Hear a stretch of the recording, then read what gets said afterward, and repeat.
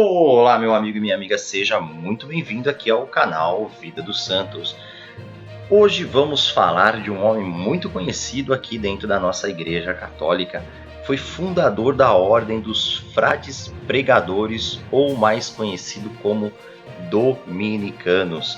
É padroeiro perpétuo e defensor de Bolonha, na Itália. Mas antes, já vai deixando aí para nós o seu like, que é muito importante. Afinal de contas, é através do seu like que a gente vê se o nosso trabalho está sendo feito de maneira correta ou não. E vamos falar de Domingos, que nasceu numa pequena vila chamada Caleruega, na região da Velha Castela, hoje considerada a Espanha. Era o dia 24 de junho de 1170, filho de Félix de Gusmão e Joana Daza. Pertencia a uma família rica, nobre e muito católica. Tanto que sua mãe e um de seus irmãos mais velhos, chamado Manés, foram beatificados. Família de santos aí, ó. Outro irmão chamado Antônio faleceu com fama de santidade. O nome Domingos foi escolhido por sua mãe durante a gravidez, em homenagem a São Domingos de Silos, a quem ela fez uma novena. No 7º dia da novena, este santo apareceu a ela e anunciou que o futuro filho viria a ser um santo. Domingos sempre foi dedicado aos estudos, destacou-se pela inteligência e veio a se tornar um jovem muito culto. Porém, nunca deixou de praticar a caridade para com os pobres. Na cidade de Calência, onde ele se formou, vendeu seus pertences, até mesmo os pergaminhos, objetos caros usados em sua formação, porque naquela época não tinha livro. O que você tinha eram os pergaminhos e você não conseguia ter tantas cópias assim de pergaminhos. E ele vendeu tudo isso para conseguir uma pequena quantia que foi destinada a alimentar os doentes e pobres. Logo já na juventude, ele sentiu-se chamado para o sacerdócio. Assim, ao completar 24 anos, foi ordenado padre. Foi trabalhar na diocese de Osma. Lá, distinguiu-se pela inteligência e pela competência no exercício do ministério. Por isso foi convidado pelo rei Afonso VII para ajudar na diplomacia de seu governo. Também foi convidado para representar a Santa Sé em missões difíceis que precisavam de diplomacia e de sabedoria que vem de Deus. No tempo de São Domingos surgiu uma heresia conhecida como heresia dos albigenses, ou cátaros, cujas raízes graçavam ao sul da França. A heresia consistia em disseminar a doutrina da reencarnação entre os católicos. Era como se os católicos pudessem reencarnar, mais ou menos o que fazem os espíritas, que não havia ressurreição, e sim reencarnação. São Domingos, logo já foi chamado pelo Papa Inocêncio III, e junto com Diego de Aceber, seu companheiro, que infelizmente faleceu repentinamente, e São Domingos acabou enfrentando essa missão sozinho na França. Inspirado pelo Espírito de Deus, ele cumpriu a missão com máxima eficiência. Usou para isso a verdadeira pregação da palavra de Deus e o seu testemunho de vida. No ano de 1207, ele então procedeu à fundação do primeiro mosteiro da Ordem Segunda, destinado às mulheres. Foi na cidade de Santa Maria de Prouli. O mosteiro era destinado a moças que, sem horizonte, estavam fadadas a uma vida de prostituição, por causa da crise econômica que acontecia ali na região. Na igreja desse mosteiro, a Virgem Maria apareceu a São Domingos, pedindo-lhe que difundisse a devoção e a oração do Santo Rosário, prometendo que com isto a conversão dos hereges teria início, além de ajudar na salvação dos fiéis. Por essa razão, os dominicanos são conhecidos como os guardiões do Santo Rosário.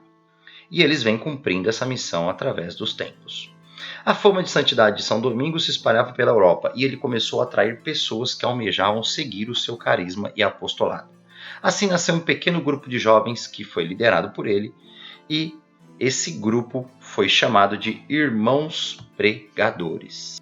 O projeto então começou a crescer muito. E junto do seu irmão Manés, ele apresentou um projeto da Ordem dos Dominicanos ao Papa Inocêncio III. No mesmo ano, o Papa deu a ele sua primeira aprovação. Isso aconteceu durante o 4º Concílio de Latrão.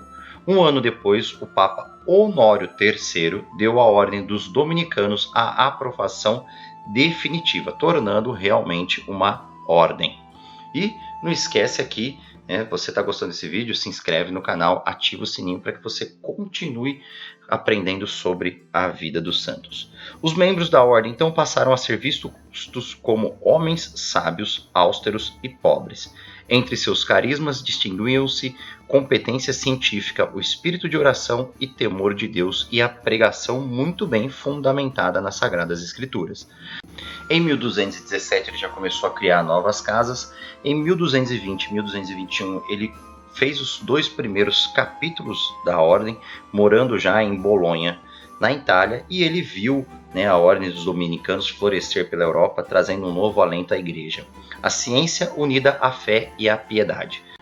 Os dominicanos se tornaram grandes pregadores que arrebatavam multidões e defendiam a fé católica contra heresias e desvios perigosos. Vendo a sua obra no caminho certo, ele faleceu quando tinha apenas 51 anos de idade, em 8 de agosto de 1221, logo após ele ter escrito o 2º capítulo da ordem. A fama de sua santidade, os testemunhos dos que conviveram com ele e os milagres atribuídos à sua intercessão fizeram com que ele fosse canonizado apenas 13 anos depois da sua morte, através do Papa Gregório IX, que tinha sido seu amigo pessoal. Ele foi enterrado no interior da Catedral de Bolonha, onde é venerado no dia de seu falecimento. Após a sua canonização, foi aclamado padroeiro perpétuo e defensor de Bolonha. Tem uma história muito bonita que fala que Santo Antônio de Pádua, antes de se tornar franciscano, passou pela ordem dos dominicanos, e daí ele aprendeu muito, mas muito a falar, a ter essa pregação bem colocada, a falar muito bem. E dizem que graças a isso foi quando teve um dos concílios,